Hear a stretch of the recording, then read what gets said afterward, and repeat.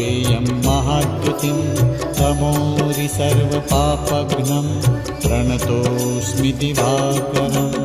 ॐ ह्रां ह्रीं ह्रौं सः सूर्याय नमः। ॐ ह्रां ह्रीं ह्रौं सः सूर्याय नमः।